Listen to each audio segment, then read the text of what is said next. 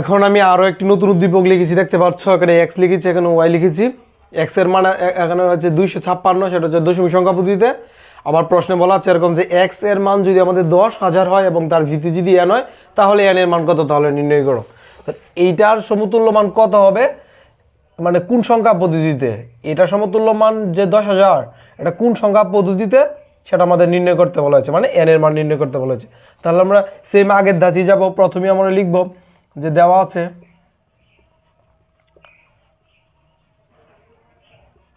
আছে এক্স এর মান আমাদের যা আছে তাই লিখব। আর প্রশ্নের তথ্য অনুযায়ী যেহেতু এখন সাজাবো, তাহলে এখন আমরা লিখব যে প্রশ্ন মতে হচ্ছে এক্স ইকুয়াল হচ্ছে আমাদের 10,000 আর তার ভিত্তি হচ্ছে এন। আমরা এখানে 22 করবো যেহেতু এখানে সমান। তাহলে এক্স এর মান এখানে কিন্তু স্পষ্ট বলা ছিল যে হচ্ছে 256, তার ভিত্তি হচ্ছে 10, মানে দশমিকে, আর এখানে যা ছিল তাই। এখন কথা হচ্ছে আমাদের প্রয়োজন কোনটা, কোন মানটা আমাদের আগে বের করতে হবে।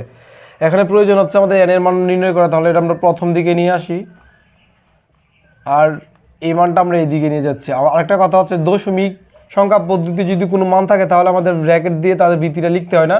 এইভাবে যদি আমরা খোলাভাবে লিখি তাহলে বোঝা যাচ্ছে সে দশমিকে, কোনো ভিত্তি আমরা না করলেও স্পষ্ট বুঝতে পারবো যে সেটি দশমিকে রয়েছে। তাহলে আমাদের করণীয় হচ্ছে এটার মান বের করা। এটা কোন সংখ্যা পদ্ধতিতে আমরা জানি না, কিন্তু এটা কোন সংখ্যা পদ্ধতিতে আছে আমরা জানি, এটা হচ্ছে দশমিক। তাহলে এই মানটাকে আমরা দশমিকে নিব। তাহলে যে কোনো একটা সংখ্যা পদ্ধতির মানকে যদি আমরা দশমিকে আনতে চাই তাহলে গুণ এবং যোগ প্রক্রিয়া আনতে হবে। তাহলে গুণ এবং যোগ প্রক্রিয়াটা এখানে অ্যাপ্লাই করব। তাহলে গুণ এবং যোগ, প্রথমে লিখলাম 1, তার ভিত্তির আমরা গুণাকারে রাখবো, যোগ চিহ্ন দিব।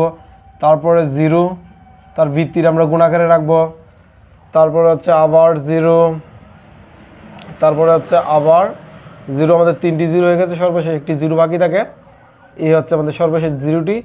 আর যেহেতু আমরা এটাকে সংখ্যা পদ্ধতি দশমিকে নিচ্ছি, দশমিক হচ্ছে 0 থেকে 9 পর্যন্ত, তাহলে আমরা বিপরীত ক্রমে এখানে 0, তারপরে 1, 2, 3, 4 এইভাবে লিখবো ক্রমান্বয়ে। আর ওই দিকে যা ছিল আমাদের তাই লিখবো। ওই দিক দিয়ে আমাদের ছিল 256, আমরা 256 লিখলাম। এখন এই ক্যালকুলেশনের কাজটা করব।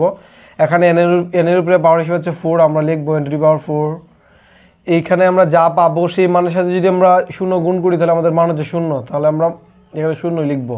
সেমভাবে এখানে n স্কোয়ার পাবো, কিন্তু যদি আমরা এটাকে 0 সাথে গুণ করি এদিক দিয়ে 0, এখানেও সেম ফলাফল, এই জায়গায় আমাদের সেম ফলাফল। তাহলে ওই দিক দিয়ে বাকি থাকলো 256। এখন আমাদের এই পুরোটা থেকে আমরা নিতে পারি, দেখতে পাচ্ছ যে n টু দি পাওয়ার 4, আর ওই দিক দিয়ে হচ্ছে 256। এটাকে চাইলে আমরা ভাঙতে পারি, এইটাকে আমরা এইভাবে প্রকাশ করতে পারি। যেহেতু এখানে 4 আছে, 4কে আমরা 2 উপরে স্কোয়ার দিয়ে আমাদের এইভাবে আমরা ভাঙতে পারি যে n স্কোয়ার আবার এর উপরে আবার স্কোয়ার, কারণ এই পাওয়ার দ্বারা মূলত বুঝিয়েছে যে দুইটি আমাদের 2 রয়েছে, তাহলে 2 আর 2 যদি গুণ করি আমাদের 4ই হবে। তাহলে এই দিক দিয়ে আমরা ভেঙে নিলাম এই কাজটা করে, আর ওই দিক দিয়ে আমরা যা আছে আমরা তাই লিখে নিলাম। এখন এই স্কোয়ারটাকে চাইলে আমরা রুট করতে পারি, এই দিক দিয়ে আমাদের যা ছিল তাই লিখবো, এই দিক দিয়ে রুট করে ফেলবো। 256 তো 256 লিখবো। এখন হচ্ছে আমরা ক্যালকুলেটরের সহযোগিতায় প্রথমে লিখবো রুট চিহ্ন দিব প্রথমে, তারপরে এই মানটা লিখবো। তাহলে এই রুট চিহ্ন যদি আমরা এই মানটা লিখি তাহলে আমাদের এরকম মান আসবে যে 16 আসবে। এই ক্যালকুলেশন করার পরে এরকম 16 একটা মান আসবে। এখন কিন্তু আমাদের কাজ শেষ না।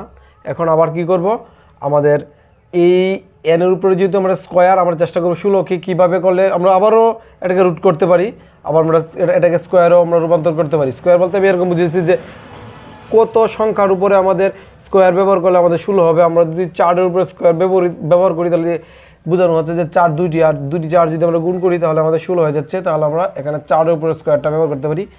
এই দিক দিয়ে স্কোয়ার রয়েছে, এই দিক দিয়ে স্কোয়ার রয়েছে, আমরা যদি 2টি স্কোয়ারকে তুলে দিই তাহলে আমাদের n এর মান বেরিয়ে যাচ্ছে 4, মানে 4। এই হচ্ছে আমাদের n এর উত্তর। তাহলে এটা হচ্ছে 4 সংখ্যা ভিত্তিতে রয়েছে, মানে তার এই ভিত্তি হচ্ছে আমাদের 4। এই ছিল মূলত আমাদের x এবং y যে উদ্দীপক, সেই উদ্দীপকের তথ্য অনুযায়ী আমাদের n এর মান নির্ণয় করা। এখন আমরা আরও একটু ডিপে ঢুকবো, মানে আর একটা কঠিন অঙ্ক এরকম সলিউশন